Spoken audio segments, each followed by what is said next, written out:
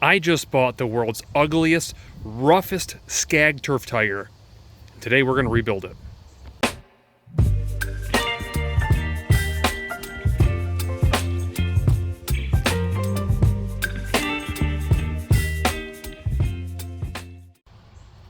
Now right now, you're probably asking me why. And I'm going to say, I don't know. And then you're going to look at me like this. Now with that out of the way, let's do a walk around and see what's wrong with this thing and what it needs. Alright, and so getting into it, let's do our typical walk around and point out what's wrong with it and what's missing. Obviously I'm going to start in the very back and say that this thing is missing an engine. I can also see it's missing the PTO. Obviously we'll replace the belts, that's going to get changed anyways. It looks like there's probably a spring over here that's missing somewhere. I'll have to replace that. This thing is in pretty bad shape right here. I'll try to bend this back. If I can't, I'll order a new one, as well as that hinge right there is pretty rough shape. It needs replaced. Continuing to go around, I know that this is missing because I set this on top of here. The cap to that oil reservoir is missing. We're gonna have to do something with that. I can see the fender is bent downward. It's probably because somebody stepped on it and it was way too big to be stepping on it, would be my guess. Obviously some typical rust, you're gonna have that. The tires look okay in the back though. I can't complain about that. Deck looks solid. I can't tell if it spins or not. I have no idea. Going around, obviously electronics look like they're pretty rough. We'll replace all those. Front tire, well, that whole wheel looks terrible. That's got to get replaced. I've seen it's been welded before. I think that's a common problem for these things, but it should be okay there. I did notice that this tire here is flat, so obviously we'll get two new wheels and tires in the front. Again, the deck looks okay from what I can tell. It's missing the chute though, which I would like to do a chute that opens and closes. That'd be kind of a good thing for it. And then obviously the seat I can see is totally junked. Maybe we can revive that. I don't know. I'd like to be able to do it because they have an adjustable ride system. It's much better than a regular seat. So that's kind of the basics. I can see part of the engine. This was probably the fuel pump, it looks like, to the old Kohler engine that's no longer there. Looks like the motors are, I'm sorry, the pumps are both there. The motors are both down there, so that's good. Whether they work or not, I have no idea. Yeah, so this is pretty much it. So here's what we're gonna do right now. We are gonna pressure wash this thing, then we're gonna take a sand blaster to it and get all the loose nastiness off it as much or as best as we can. We'll pull the deck out and then we'll start getting this thing ready to get painted and cleared for its very base setup while the parts are coming in. All right, so the first thing I'm gonna do before getting the pressure washing done is I'm gonna separate this deck. Now you can see there are 4 chains, 2 on each side with a bolt on each corner. I gotta take those bolts out and drop this deck. The drive shaft has already been disconnected in the back, which is almost impossible to see from here, but it has. And I should be able to pull this thing out somehow or another. It is heavy, and as you can imagine, as thick as that metal is, well, that's heavy. So let me get these pulled out real quick and then I'll move forward. All right, so I got the deck out of underneath it. I'm out of breath, as you can hear, and to be honest, the mower I'm pretty sure is lighter than the deck itself. I ended up picking up the mower and pulling it over top of the deck because the deck wouldn't budge, crazy as it sounds. On a positive note, I found 2 PTOs laying on top of that. Part of the reason it was so heavy, probably. They're probably no good anymore, and we've got a new one on the way anyways, but here's the original. It's good to know because there's a bar there that's probably well needed. All right, so we know that we have a rear engine cover, pulley cover that's bent up, but we have a main bracket here that's pretty bent up and broken, so that's gonna be bent back and welded. Obviously the deck as well, we got some bends in that to work on. So I'm gonna go through right now. I'm gonna bend back everything that needs bent back so we can get this thing ready for prep. Okay, I just want to show you guys real quick exactly how badly bent this whole back end is. This seems to be common with people on zero turns. They don't look behind them and crash into things. I don't know how or why, but it happens. Nonetheless, I gotta get it fixed. I wanted to do it before I pressure washed. The reason why is I need to be able to get all the pressure washer inside here, and I don't want any of these bends in my way. Now you can see I'm bending it with a typical wrench like this and just bending it a little at a time and pulling it back straight. It's getting it pretty good. I'm gonna get that force dealt with, and then we're gonna start pressure washing. All right, so after about an hour and a half of pressure washing and sandblasting, it is slightly cleaner, but equally as ugly. So we kind of expected that, not a really big deal. All the parts are on order now. They should be here shortly. Not worried about that. What we got to get into is start taking something apart. Now, I'm thinking about starting with the deck. Since it's the heaviest, most awful part, I thought I could clean that thing up and that'd be my test mule for paint. Why not? All right, so this thing is in such bad shape. I've been beating on it for about 30 minutes. It's a lot sturdier than it was, but it's still really bad. So I think I'm gonna opt in for a new one for 50 bucks. So it's washed, well, kind of. All the more I'm going to wash it anyhow. I don't really care about the bottom side of it, but I do have to get it clean enough again to repair those welds. What I'm going to do right now, because it still weighs like 1,000 pounds, I'm going to take off pretty much everything off it to lighten it. So all I have is the actual stamped, or sorry, the fabricated deck weight rather than having everything else with it. So let me pull that all off.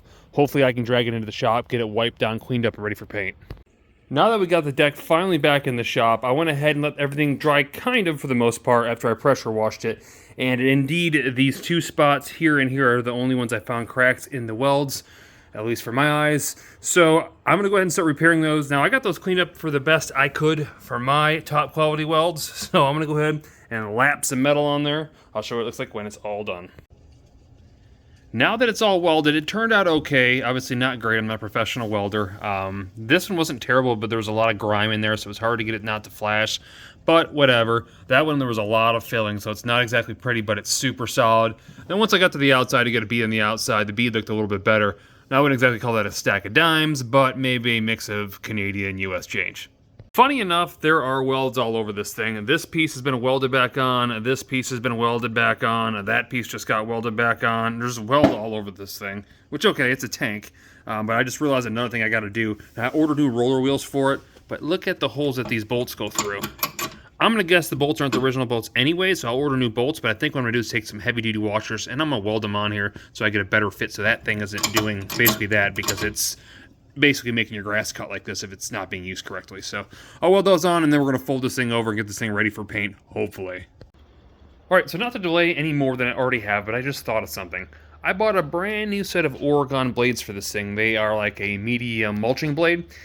And I thought about it, and I'm like, man, even though it's going to make this thing heavier, I don't want to have to get underneath this thing to put those things on. It's going to be a lot easier to do it sitting up like this, and I'd rather do that before it's painted because I don't want to have to scrape up the paint by jerking it up on top of this rough ground. So I'm going to go ahead and throw those on right now before I lay this thing down to prep for paint.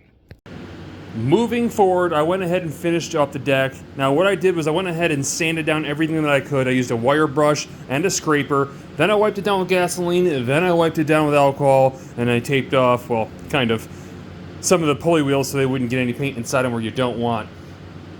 At the end of the day, it's not going to be a car paint job. It's going to be a tractor paint job. And I'll probably never wash it. So it is what it is. But it's enough talking. It's time to move forward. Let's start spraying right now.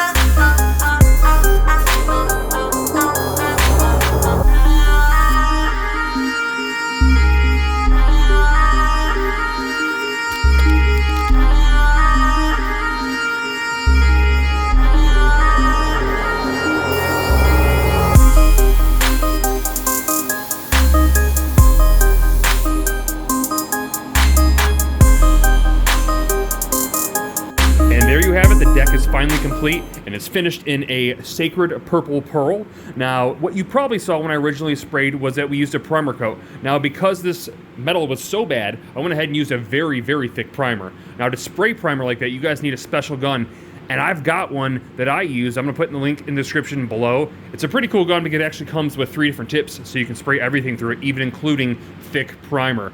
Now, the second coat was obviously a black base, and then our third, again, is this purple pearl you'll see right here, mixed in with a satin clear. Now, if this is the first time you guys are visiting the channel, you'll know that I always link my stuff in the description below, so if you guys are trying to paint something similar to this, I'll have everything in that link below. And finally, our deck is pretty much complete. You'll see that I didn't paint the bracket for the pulley right there.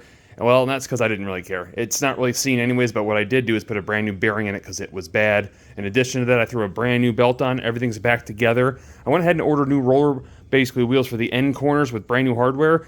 Waiting on them getting delivered, so for now, we're going to push this thing aside and just assume that this part is complete.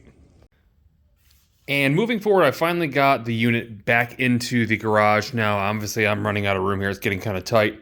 For those of you who don't know, we are building a new shop. Hopefully, in the next 3 weeks, we get to go ahead to start the build. So I'm really looking forward to that because it's a much bigger space. We downgraded since the last garage, so it's kind of a headache. But I'm dealing with it. Nonetheless, this thing's in here. What I'm going to do right now is I'm going to jack this thing up, take all the wheels off, and then I'm going to start stripping this thing. Because, again, we know that we're going to paint it, and because I'm going to paint it, I need to get everything out of the way. Common sense, right? So I'm going to pull off all the wiring, probably the hydraulic hoses if I can. The wheels are going to come off, take off the stickers, stuff like that, and try to get this thing prepped and ready for paint. So quick hose routing. This first one here on this goes down around to this, then over to here. Wraps back down and around, comes back over to this one. So this is your cooling loop. Then you have one that's in the very bottom here. It actually runs down to this piece here, and then goes through this unit and runs over to this pump right here. You also have one that connects from here to here, and you have one that is going from here to the bottom of your cooler, right there. And on this side, you'll see that's just a fuel line. Again, this one comes over to here. You have our lower one that goes down, back up into this side of the cooler here. So, from there. I got a lot of the stuff out of the way now, including this nasty oil right here, and no, that is not cold canola oil. That is what came out of the pumps.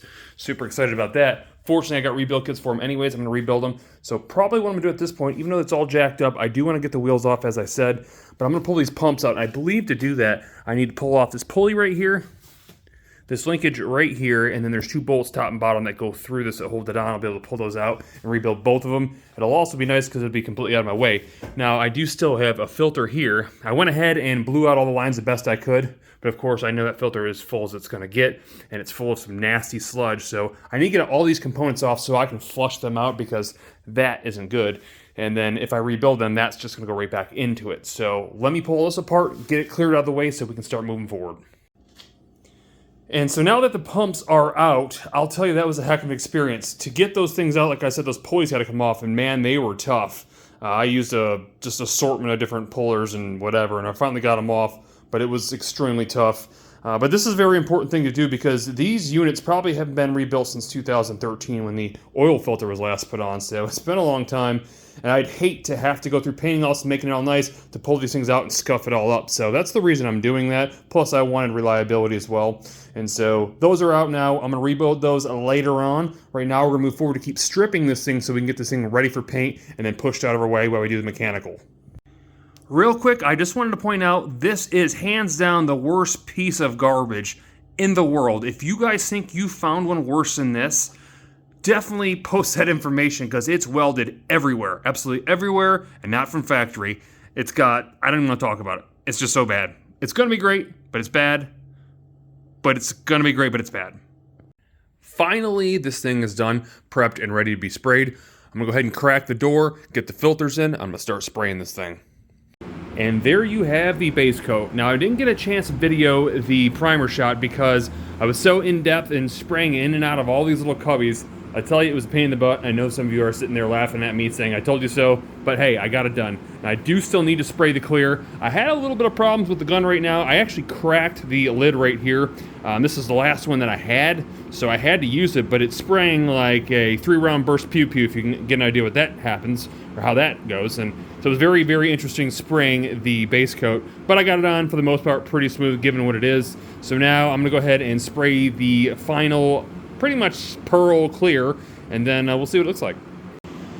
All right, there you have it, guys. We have the top coat on now. Now I want to point something out.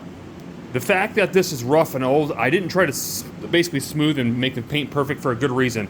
Just like the PC I built, that's not good. Just like the PC I built, I wanted it to be rough. And this actually doesn't bother me because rough is good. So we want a kind of a worn out look that gives me a theme. You'll see areas of the purple that are like kind of like, it's hard to explain, they're like lighter than others and rough around the corners. That's the kind of look we're going for. We don't want it to be perfect at all whatsoever. I don't care if there's runs, I don't care what it looks like. I want this rough, worn, used, but shiny looking frame, and that's what we have right here. I'm pretty excited how it turned out. It's tough to tell right now, but you guys will see better when it's all put together. Now, We're gonna let this thing dry overnight, and then we're gonna start putting this thing together, and hopefully this thing works like it's supposed to.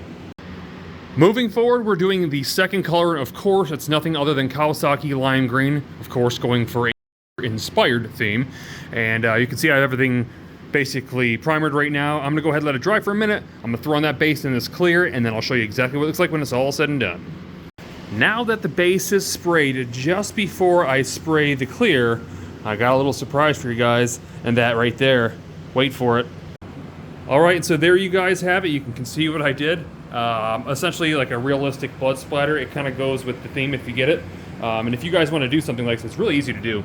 All you're gonna do is get yourself obviously some red paint. Get yourself a paintbrush. Now, preferably get one about a 1/2 inch thick that's plastic and bendable, because what you're gonna do is you're gonna be taking it and flicking it just like that, and it will flick and give you a stream, basically what you're looking for. Now, while this one's more realistic looking, the smaller one, if you want the more, again, I could say comical version of that, you would probably get a little bit thicker brush. It does come out a little bit larger, heavier, and more cartoon-like. So anyways, I thought it was pretty cool. I didn't do it on everything. I only did it on a step panel, the rear panel, the control panel, and then some of our, of course, Turf Tiger side fender decals.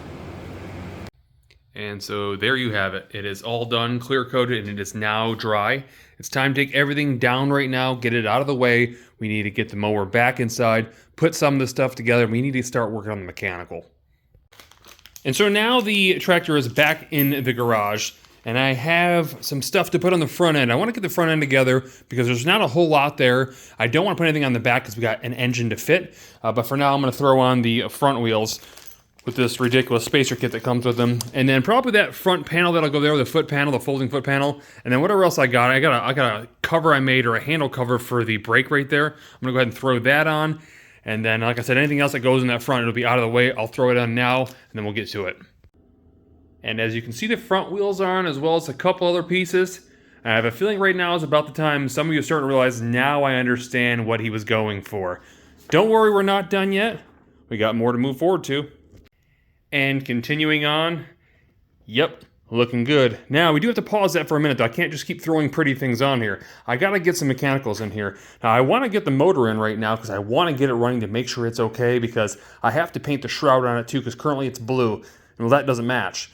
And so with that said, before I can get this motor in running and not have to take it out, I need to get the pumps in. So right now, we're gonna go ahead and move forward and rebuild the pumps. And so like I said, it's time to rebuild the pumps. I went ahead and sprayed it off. Now it's time to go ahead and rebuild it. Now this video isn't about rebuilding pumps. I'm not going to show you all this, but just know that this right here is going in that. All right, so quick update. This is the reason why you rebuild pumps and go through them if you're doing this kind of project. Now, I've never rebuilt one of these before, but some of the stuff is kind of common sense. If I look inside the housing here, that's almost like a rod bearing it spins on. You can see those are completely wore out. Those are no good.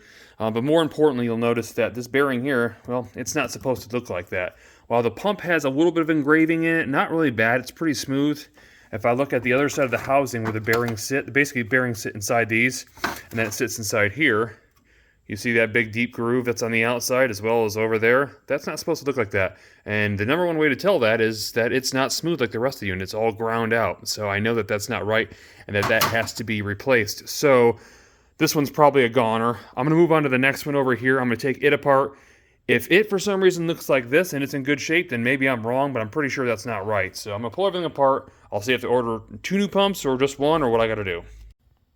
Alright guys, just a quick comparison. Again, I'm not doing a rebuild video, but I wanted to show you the difference between a damaged one and not damaged one.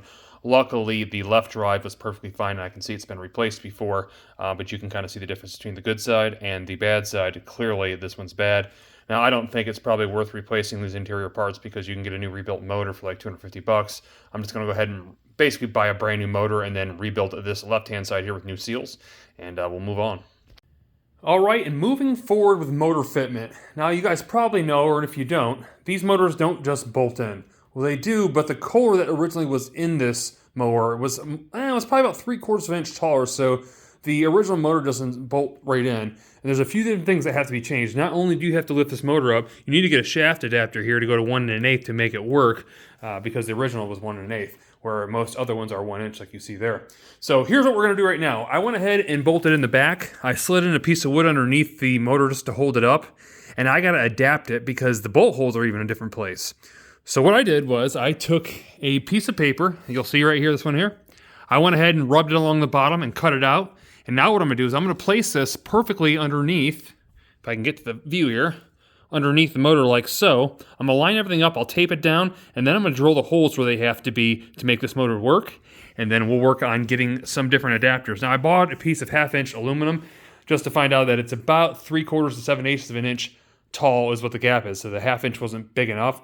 So I'll probably use some sort of spacer for now. I don't know for sure, but I'll work on that. But again, right now I'm gonna go ahead and tape down that piece there. I'll drill that out and get it ready for mounting. All right, and so there you go, guys. That is the paper mounting plate. I'm gonna go ahead and drill the holes where I need them drilled. Hopefully it's lined up like it's supposed to be. If not, I guess worst case scenario, I weld it back and then I re-drill. I guess it is what it is. And now, as you can see, we have a fully complete hydraulic system. We have 2 rebuilt pumps. Both pumps have all new gaskets, new seals, and new bearings. Moving forward, we have all new low pressure lines, as you can see right there. We have a cleaned up tank with a 3D printed cap because it was missing. That is now full of 20W50 because that is what it called for. I was told to do not deviate from that, so I did not. With the pumps rebuilt, I went ahead and had to replace one of the main lines on each side of the bottom. 2 of them are still older, but they're not leaking yet, so we're gonna leave those for now. And it seems as everything should work fine at this point. I'm gonna go ahead and throw in the back wheels, and we're gonna get this engine in. All right, so moving forward, I got the engine mounted by the 4 rear bolts. Keep in mind, I still have to put the 4 lowers in right now. Now, I shared with you that I needed to do a custom bracket. Initially, I bought a 1/2 inch aluminum plate. Now, because it's a larger than a half aluminum plate, that was of no use to me. But because it's between 3/4 of an inch and 7/8 of an inch, that becomes problematic because I'm never gonna find a plate to the actual size that I need. And so then I thought, well, I'm gonna go ahead and use some of these spacers right here and cut them right there, and I'll slide those in. My concern with that is a very small surface space for the engine to sit on while it's vibrating. I don't like that. And so what I chose to do is go with a group of washers like you'll see right here. I'm gonna stack them up to their perfect fit, and then I'm gonna go ahead and weld like 3 lines down the sides of them to hold them all together. And I'll make 4 of those to clamp those in because that's much more surface area than that is right there. And I think that'll be perfectly fine considering there's still 4 bolts in the rear to hold it on. So I'm gonna go ahead and make those, throw those things in. We've got a couple more things to do here. And I don't know if I have to take the engine back out to get this facial cover off to get it painted or not, but nonetheless, most of our mechanics are getting done before that so we can ensure everything is working.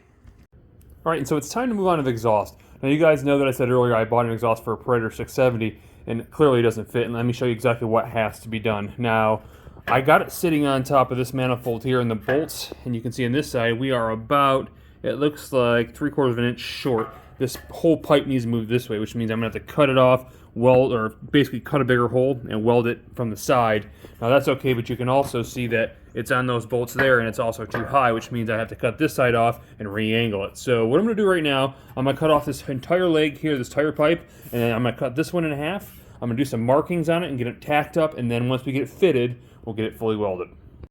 All right, guys, so here is the exhaust all done. I am missing 1 bolt, ran away from me. I'll find that, not a big deal. But you can kind of see what I did. I cut off the muffler tip and put a essentially 90-degree coming out here that would clear this piece here. And then you can see I went ahead and put the original bracket fit right to the bolt I had to go to.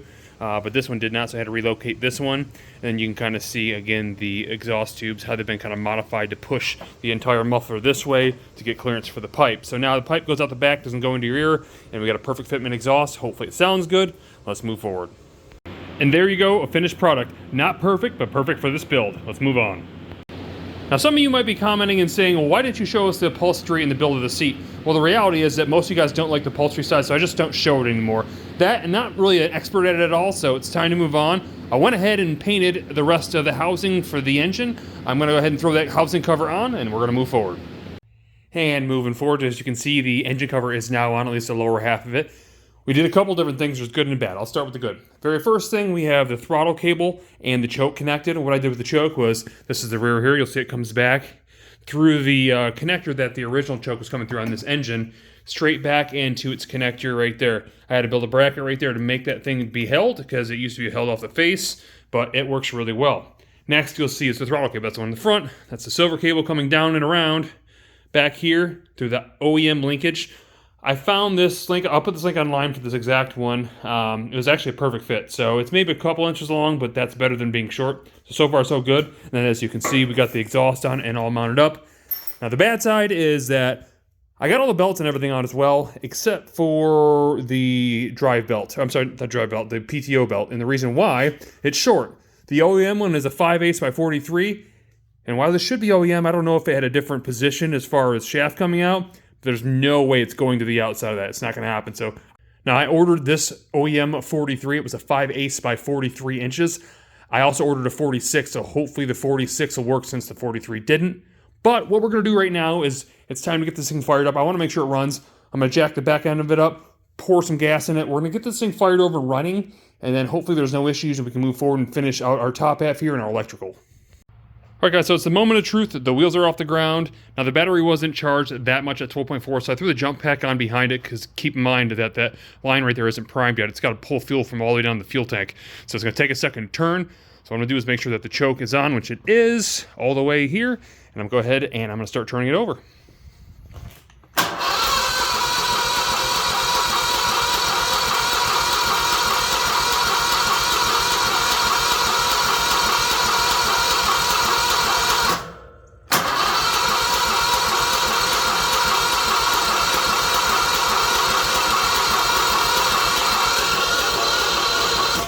Well, the good news is I see the wheels are turning, so I'm going to go ahead and hit this thing with some starter fluid real quick, just to give it an extra little bump. All right, let's try it again.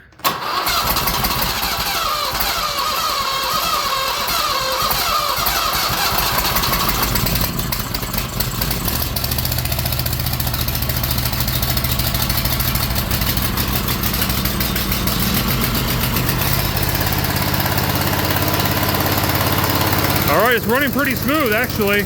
A little bit loud without having the air filter on it, but you can see that it's got juice going to it. This is why I put it up on stand so it wouldn't move out. I'm gonna head and let it run for a minute, and then we'll see how it does in about 5 minutes or so. All right, guys, it's been about 5 minutes. I know you probably can't hear me very well, but it's on max RPM now. We're gonna test the wheels to see how it works. Let's go to forward. Yeah, she's cruising pretty good. Now slow down, we'll hit it in reverse.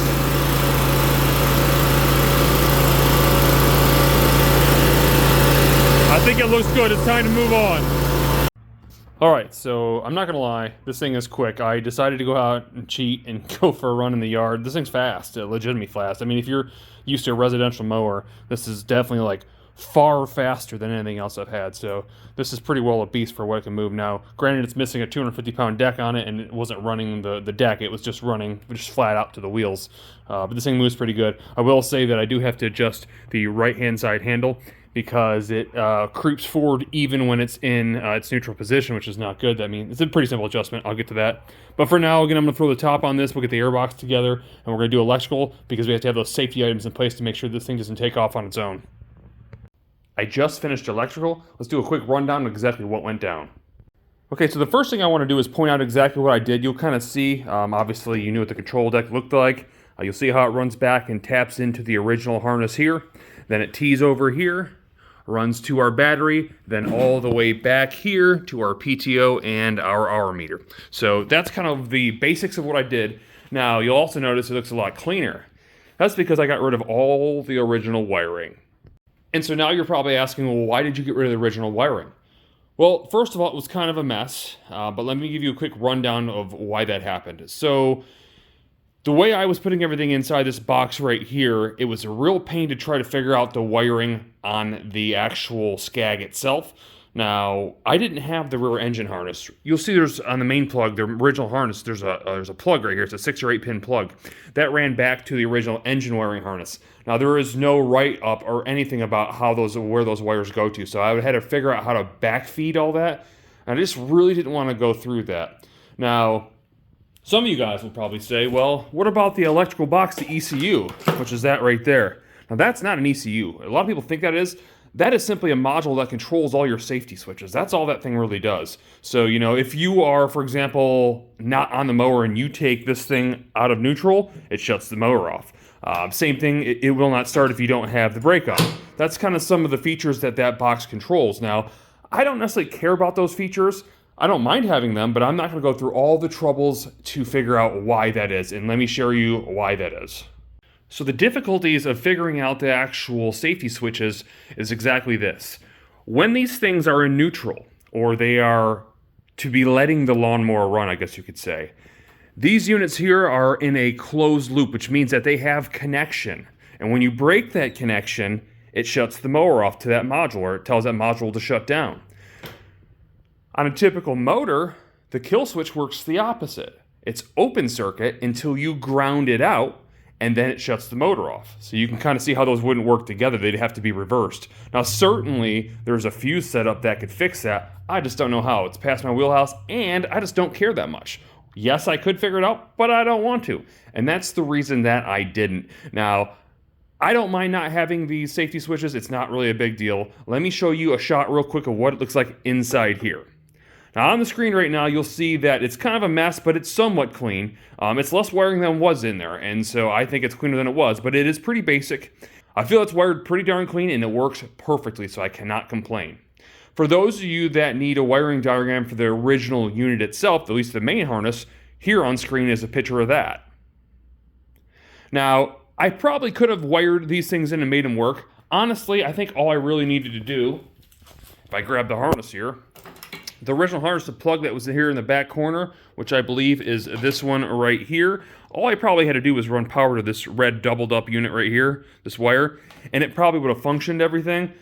But because everything was so messy and it had been cut into and spliced and there was just wires everywhere, I just didn't want to mess with it. I started to, like I said, and it wasn't worth it to me. But the electrical is now done. It's time to move forward. As I showed you guys, I have a few different things. I did have to take the tack out because the tack I realized wouldn't work. However, I added a GPS speedometer. You'll see right there. And then we have our voltmeter right there. So everything's working good. You can hear the PTO when pulled. So everything's working fine. Like I said, it's time to move forward. I got to get this back grate in the back here on. Now that is finalizing the image I was looking for. All right, and so one last thing I want to go over on electrical is that if you guys are doing a build like this, or you're simply just doing a Duramax swap where you don't want the original key sitting on the side of the engine and you're running to your main controls like I'm doing here, the last thing that I want to point out is the fact that there's a little square box that's inside the original key unit that you're going to have to put inside here. You want to make sure that thing is grounded. See, there's like 4 or 5 wires going to it, one of them being a ground, but if that isn't ground with the bolt going through it to this chassis, which this is now, your key will not shut off, 1, which we learned, and 2, it will not run correctly. So that's a big pointer outer. With that said, let's move forward and get some pictures of this thing and get a little montage.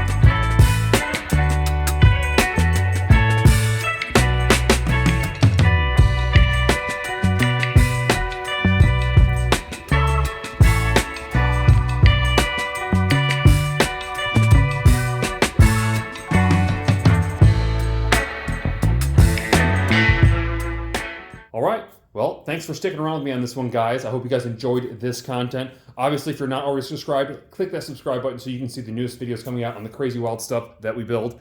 With that said, I'm gonna let you guys get back to what you were doing before you found me. I'll see you guys in the next one.